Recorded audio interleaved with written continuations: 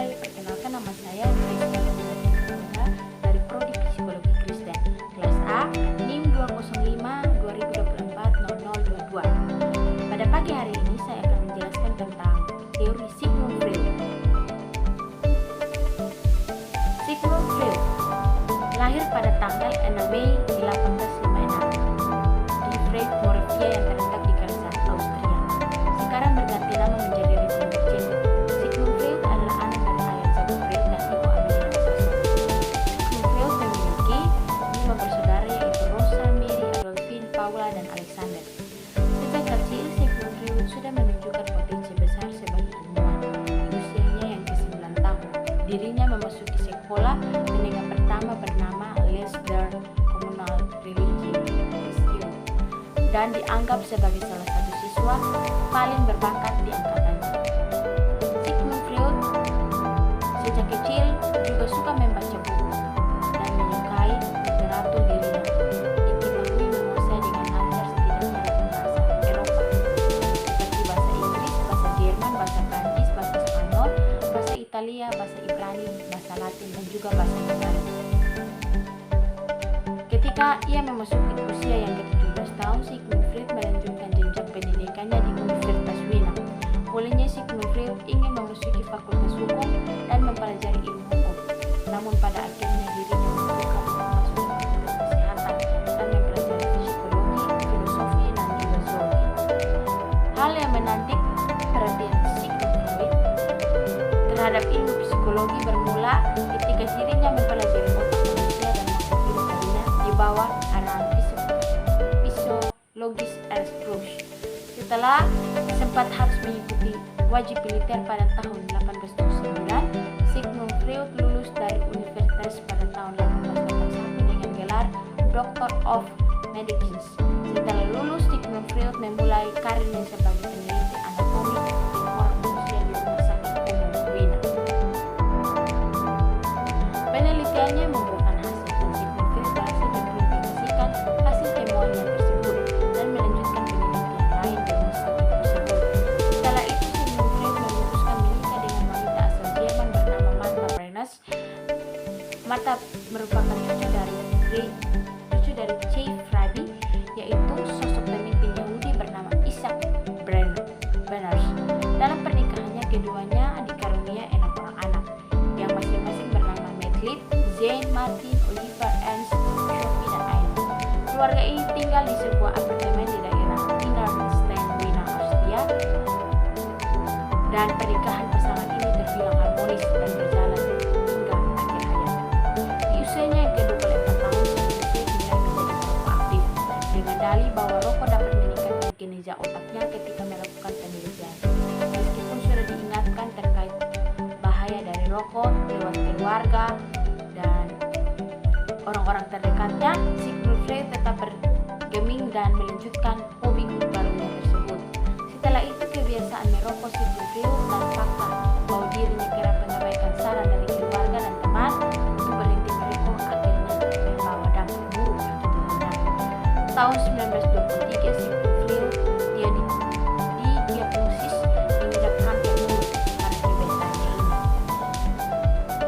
Tahun 1923, Sigmund Freud mulai mengalami keadaan sakit dan meninggal pada 23 September 1939 sekitar pukul 3 pagi.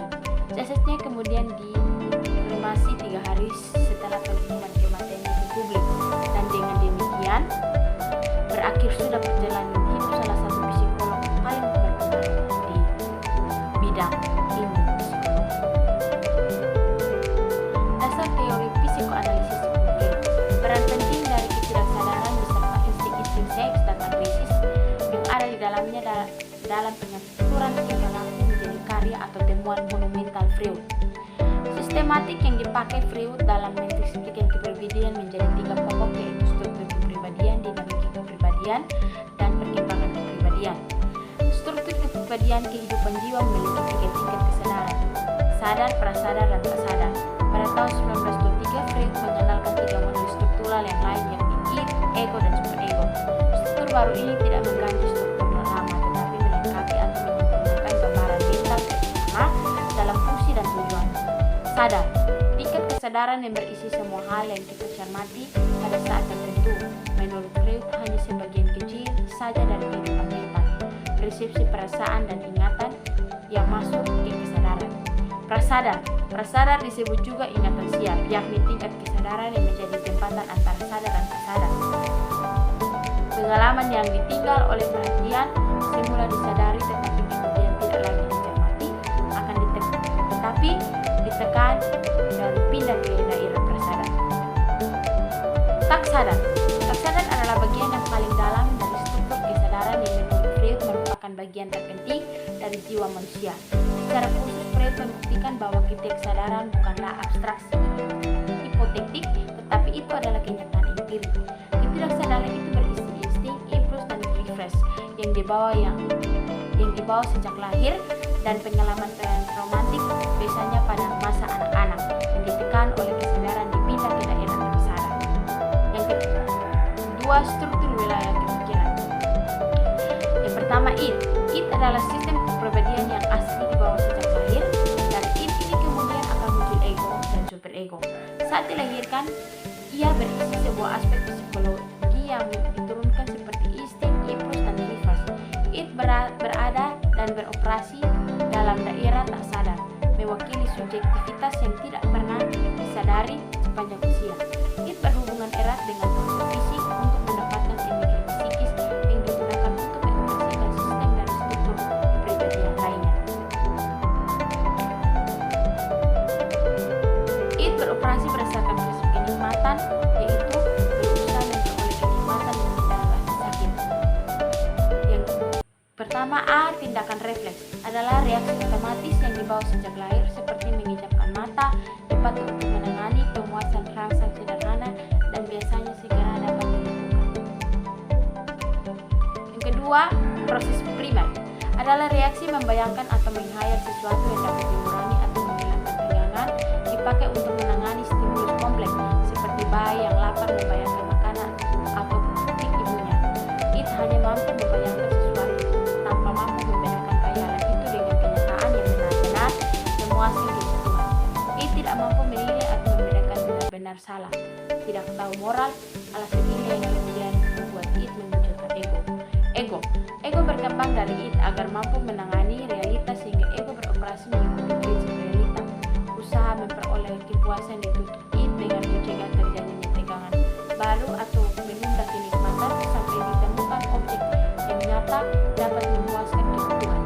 Ego adalah eksekutif atau pelaksana dari kepribadian yang memiliki dua tugas utama. Pertama, memilih stimuli mana yang hendak direspon atau insting mana yang akan dipuaskan sesuai dengan prioritas kebutuhan. Yang kedua, menentukan kapan dan bagaimana kebutuhan itu dipuaskan sesuai dengan ketersediaan peluang yang risikonya minimal. Ego sesungguhnya bekerja untuk memuaskan it. Karena itu ego yang tidak memiliki energi sendiri akan memperoleh energi dari it. Yang ketiga, superego. Superego adalah kekuatan moral dan etik dari kepribadian yang beroperasi memakai prinsip idealistik sebagai lawan dari prinsip kepuasan it dan prinsip realistik dari ego. Superego berkembang dari ego. Ia tak punya sumber energinya sendiri, akan tetapi superego berbeda dari ego. Dalam satu hal penting, superego tak punya kontak dengan dunia luar, sehingga tuntutan superego akan kesempurnaan pun menjadi tidak realistis. Prinsip idealistik mempunyai dua sub-prinsip, yakni suara hati dan ego ideal. Freud tidak membedakan prinsip ini secara jelas, tetapi secara umum. Suara hati lahir dari pengalaman-pengalaman mendapatkan hukuman atas perilaku yang tidak pantas dan mengajari kita tentang hal-hal yang sebaiknya tidak dilakukan, sedangkan ego ideal berkembang dari pengalaman mendapatkan imbalan atas perilaku yang tepat dan mengarahkan kita pada hal-hal yang sebaiknya dilakukan.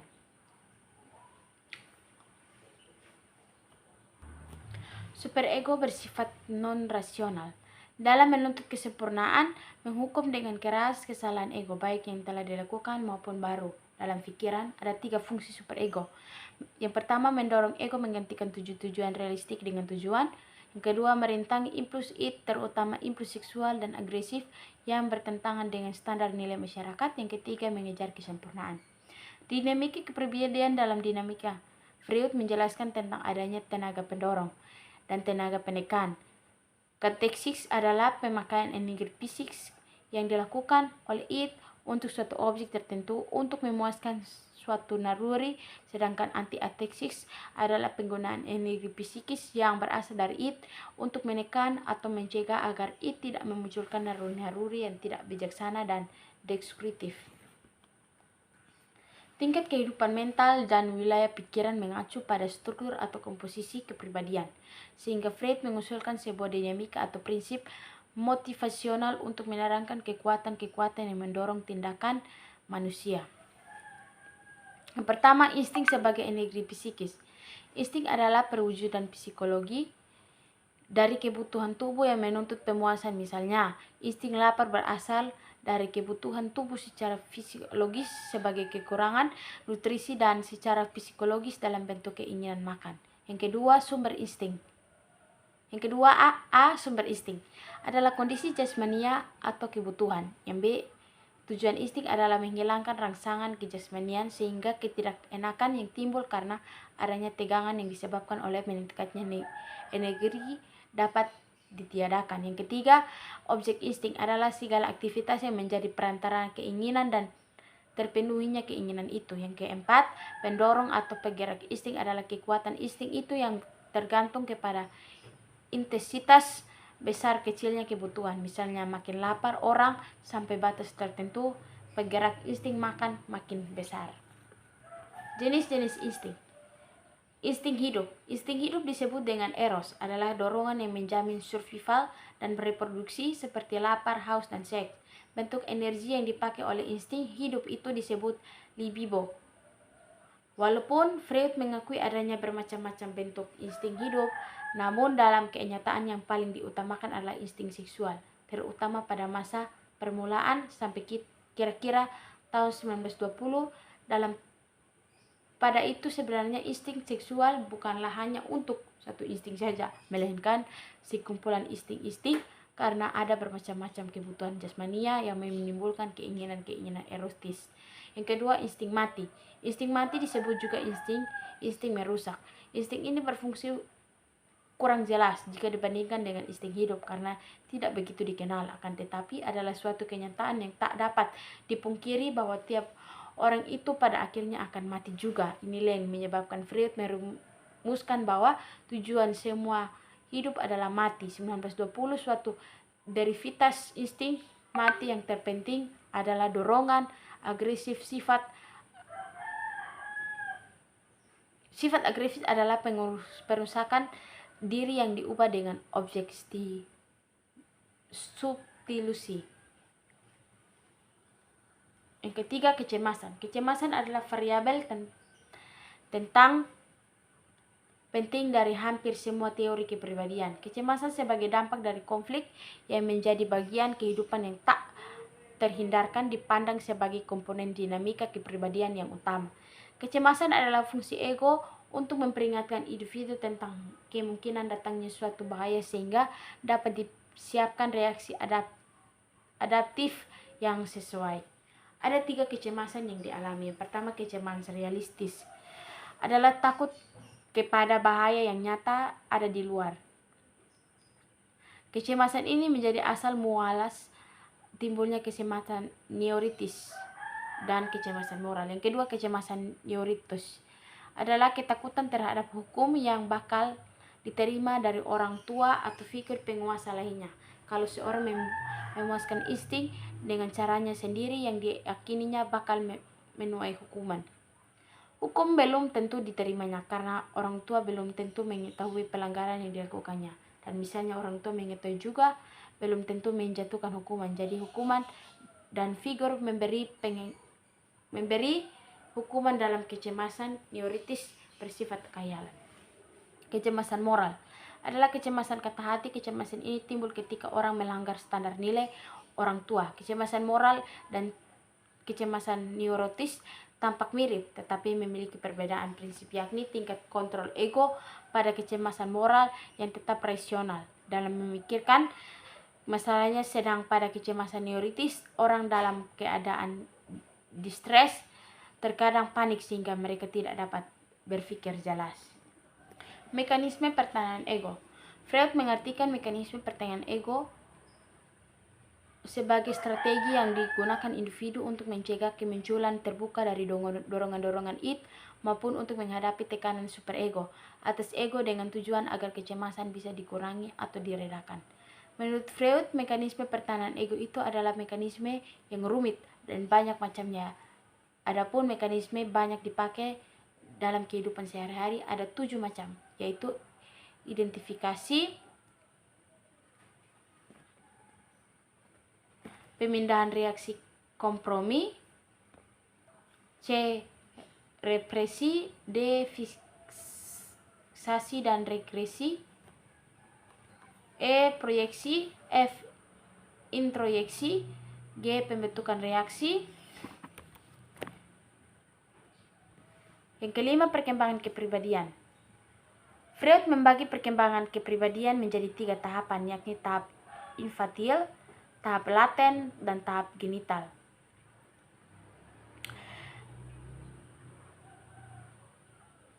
Tahap infantil yang paling menentukan dalam membentuk kepribadian terbagi menjadi 3 fase, yakni fase oral, fase anal, fase falis. Perkembangan kepribadian ditentukan terutama oleh perkembangan biologis, sehingga tahap ini disebut juga dengan tahap seksual infantil. Fase oral, usia 0 sampai 1 tahun. Fase oral adalah fase perkembangan yang berlangsung pada tahun pertama dari kehidupan individu. Pada fase ini daerah erogen yang paling penting dan PK adalah mulut, yakni berkaitan dengan pemuasan kebutuhan dasar akan makanan atau air. Yang kedua, fase anal, usia 1 sampai 3 tahun. Fase ini dimulai dari tahun kedua sampai tahun ketiga dari kehidupan. Pada fase ini fokus dari energi libidal dialihkan dari mulut ke daerah dubur, serta kesenangan atau kepuasan diperoleh dari kaitannya dengan tindakan mempermainkan atau menanfesis kotoran. Pada masa ini pula lah anak mulai diperkenalkan kepada aturan-aturan kebersihan oleh orang tuanya melalui toilet training, yakni latihan mengenai bagaimana dan di mana seharusnya seorang anak membuang kotoran. Yang ketiga, fase falis, usia dari 3 tahun sampai 6 tahun. Fase falis ini berlangsung pada tahun keempat atau kelima, yakni suatu fase ketika energi libido sasarannya dialihkan dari daerah dubur ke daerah alat kelamin. Pada fase ini, anak mulai tertarik kepada alat kelaminnya sendiri dan mempermainkan dengan maksud memperoleh kepuasan. Pada fase ini, masturbasi menimbulkan kenikmatan yang besar. Pada saat yang sama, terjadi peningkatan gairah seksual anak kepada orang tuanya yang mengawali berbagai pergantian karakteristik objek yang penting. Perkembangan terpenting pada masa ini adalah timbulnya adopsi komseks yang diikuti fenomena constriction pada anstik pada laki-laki dan penis pada perempuan. D. Fase laten, usia dari 6 sampai 13 tahun. Fase ini pada usia 5 atau 6 tahun sampai remaja, anak mengalami periode peredaran dan impuls seksual. Menurut Freud, penurunan minat seksual itu akibat dari tidak adanya daerah erogen baru yang dimunculkan oleh perkembangan biologis. Jadi fase laten lebih sebagai fenomena biologis alih-alih bagian dari perkembangan psikoseksual. Pada fase ini, anak mengembangkan kemampuan sublimasi, yakni mengganti kepuasan libido dengan kepuasan non-seksual, khususnya sedang intelektual, atletik, keterampilan, dan hubungan teman sebaya. Yang ketiga, fase genital. Fase ini dimulai dengan perubahan biokimia dan psikologi dari diri remaja. Sistem endokrin memproduksi hormon yang memicu pertumbuhan tanda-tanda seksual sekunder, suara rambut, buah dada. Pertumbuhan tanda seksual primer pada fase ini, ateksis genital, mempunyai sifat narsistik. Individu yang mempunyai kepuasan dari perangsang dan manipulasi tubuhnya sendiri dan orang lain diinginkan hanya karena memberikan bentuk-bentuk tambahan dari kenikmatan jasmania. Yang kedua, Gustav Jung. Biografi Gustav Jung. Nama lengkap Carl Gustav Jung, lahir pada 26 Juli 1875 di Kitzbühel, Swiss. Meninggal pada tanggal 6 Juni 1961 di Zurich, Swiss.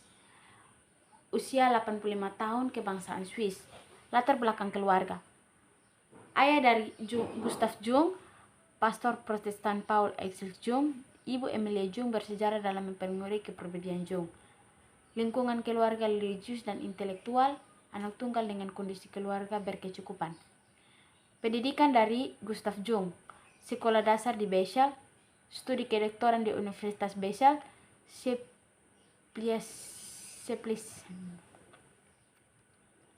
spesialis psikiatri, gelar dokter tahun 1900, dan pengaruh kuat dari filsafat antropologi. Teori Gustav Jung. Jung telah mempunyai teori psikoanalisis dan terapinya sendiri sebelum mengenal Freud. Teorinya disebut sebagai psikoanalitik, yang kemudian ia kembangkan bersama Freud disebut psikoanalitik karena akan berdasarkan ketidaksadaran jiwa. Jung menghubungkan manusia dengan teologi kausalitas, bahwa manusia ditentukan oleh latar belakang individunya. Adapun struktur kepribadian yang memiliki tingkatan PACE, yaitu kesadaran, ketidaksadaan pribadi terdiri atas pengalaman yang pernah diingat, tetapi direpresi, direndahkan, dilupakan, dan diabaikan. Dan ketidaksadaran kolektif adalah bagian terpenting dari struktur kepribadian menurut Jung. Isi dari ketidaksadaran kolektif ini adalah apa yang disebut sebagai arketipe, yang merupakan pola bawaan dari psikis. Pola dari psikis selalu ada sebagai kemungkinan. Energi psikis yang sebenarnya mengalir melalui fisik dalam berbagai arah, dari ketidaksadaran menuju kesadaran dan kembali lagi, dan dari dalam keluar realitas dan kembali lagi. Menurut Jung 1987, psiki adalah sistem dinamis yang mengatur dirinya sendiri tanpa konflik keseimbangan psikis dan sistem regulasi psikis. Tidak akan ada archetype merupakan salah satu ide paling populer dari teori Jung.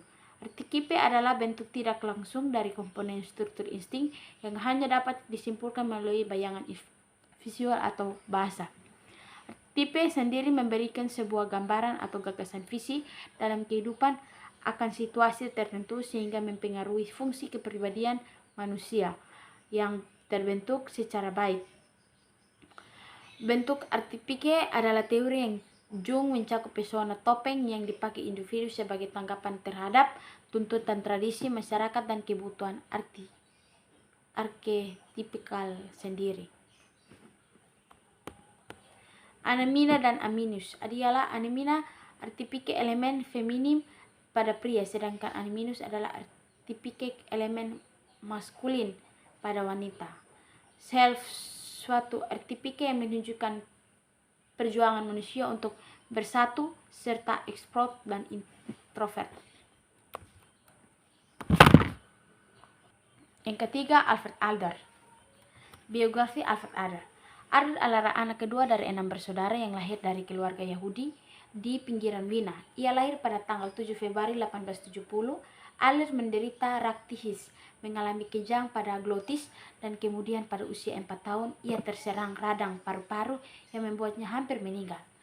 Alfred Adler sangat dekat dengan ayahnya. Walaupun Adler sering sakit, tetapi ayahnya yakin bahwa Adler ini adalah seseorang yang cerdas, sehingga menurut Adler ayahnya adalah pendukung terkuatnya. Adler belajar di Universitas Wina dan mengambil jurusan kedokteran. Setelah memperoleh gelar medisnya di bidang ofatomologi pada tahun 1895, dia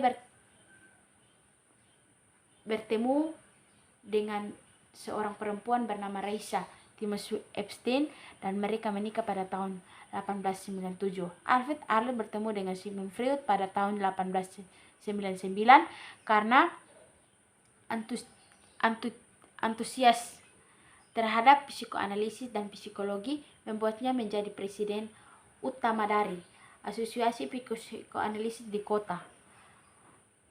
Namun tidak lama kemudian Alfred Adler mulai mempertanyakan pilar fundamental teori Freud dan pada tahun 1919 ia memutuskan untuk meninggalkan Asosiasi Psikoanalitik Wina dan kemudian menciptakan psikologi individu. Teori Alfred Adler. Menurut Alfred Adler, di dalam Yulila 2017 terdapat 7 pokok dalam konsep teorinya. yaitu yang pertama prinsip rasa rendah diri. Menurut Adler, manusia dilahirkan disertai dengan kondisi yang lemah. Dari kelemahan itu terjadi jika seorang berada pada kondisi yang tidak sempurna, seperti memiliki kecacatan fisik yang jelas berhadapan dengan orang lain. Selain itu, perasaan rendah diri juga bisa muncul ketika berkaitan dengan hal lain, seperti pada saat individu ingin menyayangi kekuatan dan kemampuan orang lain. Individu melihat bahwa banyak makhluk lain yang memiliki kemampuan meraih sesuatu yang tidak dapat dilakukan. Yang kedua, prinsip superior. Perjuangan ke arah kesempurnaan, dorongan untuk meraih sukses, ingin mencoba untuk menjadi lebih baik lagi dan semakin dekat dengan tujuan ideal seseorang. Individu memulai hidupnya dengan kelemahan fisik yang menimbulkan perasaan inferior. Perasaan ini yang kemudian menjadi pendorong agar dirinya sukses dan menyerah pada inferioritasnya. Prinsip gaya hidup. Usaha individu untuk mencapai superioritas untuk kesempurnaan yang diharapkan merupakan cara tertentu atau adalah kombinasi dari dua hal. Yang pertama, dorongan dari dalam diri. Yang kedua, hal ini mengatur arah perilaku, dan dorongan dari lingkungan yang mungkin dapat menghambat arah dorongan dari dalam tersebut. Mengungkapkan bahwa setiap orang memiliki tujuan merasa inferior atau berjuang menjadi inferior dengan gaya hidup berbeda-beda. Prinsip diri kreatif. Setiap orang memiliki kebebasan untuk menciptakan gaya hidupnya sendiri, dan pada akhirnya setiap orang bertanggung jawab atas dirinya sendiri dan bagaimana mereka berperilaku. Pikiran kreatif mereka akan bisa membuat mereka mengendalikan dan bertanggung jawab atas kehidupannya sendiri. Prinsip diri yang sadar. Kesadaran merupakan inti dari setiap individu. Adler percaya bahwa manusia mampu punya dari segala hal yang telah dilakukan setiap hari dan menilainya sendiri. Prinsip tujuan semua. Mengungkapkan bahwa tujuan semua manusia bisa diperoleh dengan melalui diri kreativitasnya, mampu membuat tujuan semu dari kemampuan yang nyata yang ada dalam pengalaman pribadinya. Prinsip minat sosial. Kebutuhan untuk saling bersosialisasi dan komunikasi dengan orang lain, yang dimana proses sosialisasi membuat waktu banyak dan usaha yang berkelanjutan. Menurut Adler, minat sosial dapat memungkinkan seorang berjuang untuk mencapai keunggulan dalam cara yang sehat, dan pada akhirnya minat sosial terdiri atas orang-orang yang berusaha untuk mencapai kesempurnaan masyarakat. Yang keempat, Erik Erikson. Erik Erikson dilahirkan pada tanggal 15 Juni 1902 di Dennis, berdekatan dengan kota Frankfurt di Jerman. Sejak lahir, Erik Erikson tidak memiliki ayah karena orang tuanya telah berpisah, sehingga ia ikut bersama ibunya. Kemudian ia dan ibunya pindah ke Karlsruhe, dan di sana ibunya menikah lagi bersama dokter Hamburger yang berkebangsaan Jerman. Pada saat itu Erik baru berusia 3 tahun. Erik tidak dapat menyelesaikan sekolah dengan baik karena dia tertarik dengan dunia seni dan pengetahuan. Bahkan ia pernah berpetualang sebagai artis dan ahli pikir di Eropa tahun 1920 sampai 1927. Awalnya ia adalah seorang Yudaisme yang kemudian ia menganut Kristen Lutheran pada tahun 1927 sampai 1933. Erikson bergabung dengan lembaga pendidikan psikoanalisis Sigmund Freud. Pada tahun 1929, Erik Erikson menikahi seorang gadis Kanada yang bernama Joan Serson. Erik sangat tertarik dengan dunia anak dan pendidikan, sehingga ia melanjutkan studi non-formal dan akhirnya menjadi seorang profesor dan mengajar tetap di California sejak 1939. Ia mendirikan klinik analisis anak, menekuni dunia pendidikan dan menulis buku-buku, dan ia meninggal pada tahun 1994 di Massachusetts, Amerika Serikat. Teori Erik Erikson menyatakan bahwa struktur kepribadian manusia dibagi menjadi 3 bagian, yaitu ego kreatif. Ego kreatif adalah ego yang dapat menemukan pemecahan kreativitas atas masalah baru pada setiap tahap kehidupan. Apabila menemukan penghambat atau konflik pada suatu fase, ego tidak menyerah tetapi bereaksi dengan menggunakan kombinasi antara kesiapan batin dan kesepakatan yang disediakan lingkungan. Ada 3 dimensi ego. Yang pertama, Faktualisasi adalah kumpulan sumber data dan fakta serta metode yang dapat dicocokkan atau diverifikasi dengan metode yang sedang digunakan. Pada suatu peristiwa, dalam hal ini, ego berisikan kumpulan hasil interaksi individu dengan lingkungan yang dikemas dalam bentuk data dan fakta. Yang kedua, universalitas adalah dimensi yang mirip dengan prinsip realita yang dikemukakan oleh Freud. Dimensi ini berkaitan dengan sense of reality yang menggabungkan pandangan semesta alam dengan sesuatu yang dianggap konkret dan praktis. Yang ketiga, aktualitas adalah metode baru yang digunakan oleh individu untuk berhubungan dengan orang lain demi mencapai tujuan bersama. Dalam hal ini, ego merupakan realitas masa kini yang berusaha mengembangkan cara baru untuk dapat memecahkan masalah yang dapat.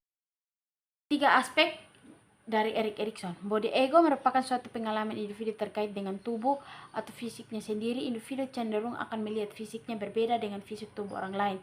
Ego ideal merupakan suatu gambaran terkait dengan konsep diri yang sempurna. Individu cenderung akan berimajinasi atau memiliki konsep ego yang lebih ideal dibanding dengan orang lain. Ego eidetik merupakan gambaran yang memiliki individu terkait dengan diri yang melakukan peran sosial pada lingkungan tertentu.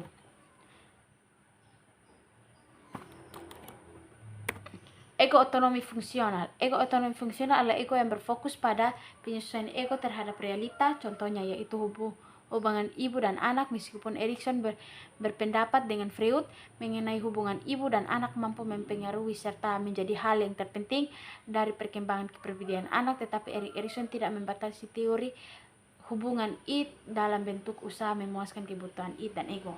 Ketiga, pengaruh masyarakat. Pengaruh masyarakat adalah pembentukan bagian terbesar ego, meskipun kapasitas yang dibawa sejak lahir oleh individu juga penting dalam perkembangan kepribadian. Erikson mengungkapkan bahwa faktor yang mempengaruhi kepribadian yang berbeda dengan Freud. 8 tahap perkembangan. Truth versus mixed-truth. Dalam tahap ini, bayi berusaha keras untuk mendapatkan pengasuhan dan kehangatan. Jika ibu berhasil memenuhi kebutuhan anaknya, sang anak akan mengembangkan kemampuan untuk dapat mempercayai dan mengembangkan asa. Yang kedua, autonomy versus endeavor. Dalam tahap ini, anak akan belajar bahwa dirinya memiliki kontrol atas tubuhnya. Orang tua seharusnya menuntun anaknya, mengajarkan untuk mengontrol keinginan atau impuls, namun tidak dengan memperlakukan yang kasar. Mereka melatih kehendak, tepatnya otonomi. Yang ketiga, inflict versus. Pada periode ini, anak belajar bagaimana merencanakan dan melaksanakan tindakannya. Resolusi yang tidak dapat berhasil dari tahapan ini akan membuat sang anak takut mengambil inisiatif atau membuat keputusan karena takut berbuat salah. Yang keempat, industri versus inferiority. Pada saat ini, anak-anak belajar untuk memperoleh kesenangan dan kepuasan dari menyelesaikan tugas, khususnya tugas-tugas akademik. Penyelesaian dan sukses pada tahapan ini akan menciptakan anak yang dapat memecahkan masalah dengan bangga akan prestasi yang diperolehnya. Yang kelima, identity versus identity confusion. Pada tahun ini menjadi perubahan pada fisik dan jiwa di masa biologis seperti orang dewasa sehingga tampak adanya kontradiksi bahwa di lain pihak anak dianggap dewasa tetapi di sisi lain dianggap belum dewasa. Intimatic versus isolated. Dalam tahap ini, orang dewasa mudah mempelajari cara berinteraksi dengan orang lain secara lebih mendalam. Ketidakmampuan untuk membentuk ikatan sosial yang kuat dan menciptakan rasa kesepian. Yang ketujuh, generative versus stagnion.